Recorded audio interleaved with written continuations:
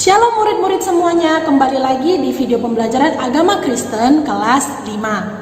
Murid-murid, seperti biasanya sebelum kita memulai pelajaran, kita akan berdoa terlebih dahulu. Lipat tangan, tutup mata, kita berdoa.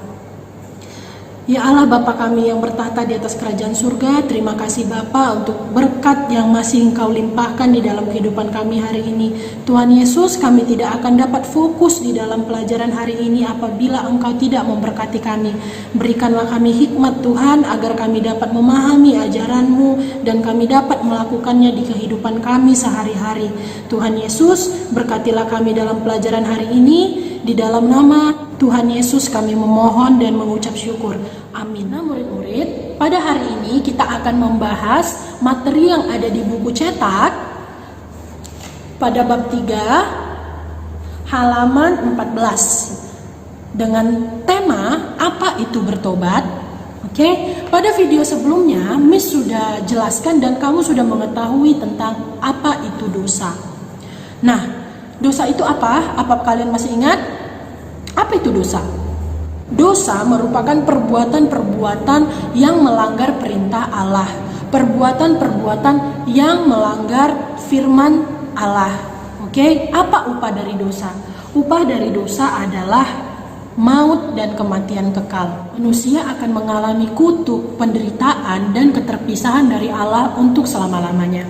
Nah, bagaimana caranya agar hal tersebut tidak terjadi? Apabila kita sudah melakukan dosa, kita harus bertobat. Nah, Miss punya satu cerita. Ada seorang anak tunggal, ya, anak tunggal itu apa? Anak satu-satunya. Dia sangat disayangi oleh ibunya. Setiap dia melakukan kesalahan, ibunya pasti memaafkan. Pernah suatu ketika dia mencuri, ya, dia mencuri barang ibunya. Lalu dia menangis, dia menyesal, dia minta maaf kepada ibunya karena ibunya ini sangat sayang kepada anak. Namanya juga anak satu-satunya, ibunya memaafkan. Sudah dimaafkan, dia sudah menyesal. Beberapa hari kemudian, dia melakukan kesalahan yang sama lagi. Dia berbohong lagi, ibunya marah, akhirnya dia menyesal, dia menangis lagi, dia memeluk ibunya, minta maaf sambil nangis-nangis. Ibunya mau bagaimanapun tetap sayang anaknya, ibunya memaafkan. Sampai berulang-ulang, anak tersebut tetap melakukan hal yang sama, menyesal, melakukan dosa lagi, menyesal, melakukan dosa lagi.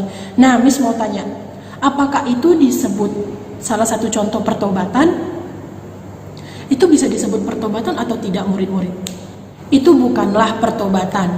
Mengapa anak tersebut tidak bisa berubah? Mengapa dia tetap melakukan hal yang sama? Karena dia belum bertobat. Oke, dia hanya menyesal, dia tidak bertobat. Pertobatan itu apa sih? Ya, bertobat dalam bahasa Yunani atau metanoia artinya perubahan hati, yaitu pertobatan nyata dalam pikiran, sikap, pandangan dengan arah yang berubah, putar balik dari dosa kepada Allah dan pengabdian kepadanya. Ya, jadi pertobatan itu perubahan yang nyata melalui pikiran, sikap, pandangan, dan benar-benar kembali kepada Allah dan pengabdian kepada Allah. Nah, maka dari itu murid-murid, pertobatan tidak hanya dilakukan sekali saja. Pertobatan dilakukan berulang kali dan setiap saat. Nah, murid-murid, kalian masih ingat tidak? Siapa murid Yesus yang menyangkal Yesus sebanyak 3 kali? Siapa namanya? Kalian masih ingat tidak? Ya, namanya Petrus. Saat Petrus berada di halaman mahkamah agama, ya, prajurit-prajurit sedang menyalakan api dan duduk di sekitarnya. Mereka sedang menceritakan Yesus dan prajurit-prajurit itu melihat Petrus. Mereka bertanya kepada Petrus, apakah Petrus merupakan bagian dari Yesus? Tetapi Petrus menyangkal. Dia mengaku kalau dia tidak mengenal siapa Yesus. Petrus bukanlah bagian Yesus, dan akhirnya ayam jantan pun berkokok. Yesus menoleh ke arah Petrus dan Petrus teringat akan perkataan Yesus. Petrus mengakui kesalahannya. Petrus menyesal dan menangis. Penyesalannya tidak sia-sia. Petrus dipulihkan saat kebangkitan Yesus. Yesus memerintahkan Petrus untuk menjadi gembala bagi domba-dombanya. Ketika kita melakukan kesalahan, Tuhan ingin kita bertobat. Kita harus menyadari kesalahan-kesalahan yang telah kita buat dan menyesalinya. Nah, setelah kita menyadari akan kesalahan dan menyesal dengan perbuatan-perbuatan yang salah tersebut, kita juga harus tidak akan melakukan tindakan-tindakan yang salah itu lagi. Kita tidak akan melakukan perbuatan-perbuatan yang menyedihkan hati Yesus.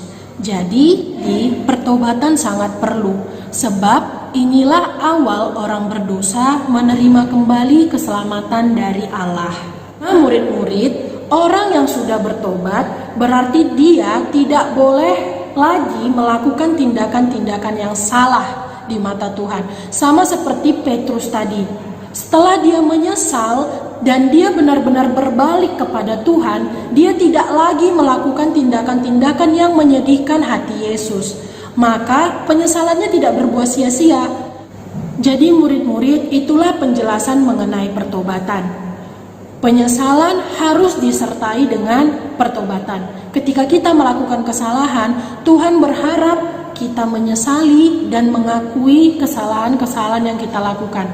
Setelah kita menyadari kesalahan-kesalahan yang kita lakukan, kita juga harus benar-benar menghindari hal-hal yang menyedihkan hati Tuhan Yesus. Setelah murid-murid, tolong salinlah catatan yang sudah ada di file yang terlampir di Telegram. Dalam file tersebut ada catatan 1, kalian salin di buku catatan menggunakan pulpen hitam. Oke, tulislah dengan rapi, gunakan pulpen hitam di buku catatan. Baiklah murid-murid, sebelum kita mengakhiri pembelajaran hari ini, kita akan berdoa bersama-sama. Lipat tangan, tutup mata, kita berdoa. Allah yang baik, kami bersyukur hari ini kami dapat mempelajari tentang pertobatan. Tuhan, tolong kami agar kami dapat melakukan apa yang telah kami pelajari hari ini di dalam kehidupan kami, Tuhan. Terima kasih Tuhan Yesus, amin.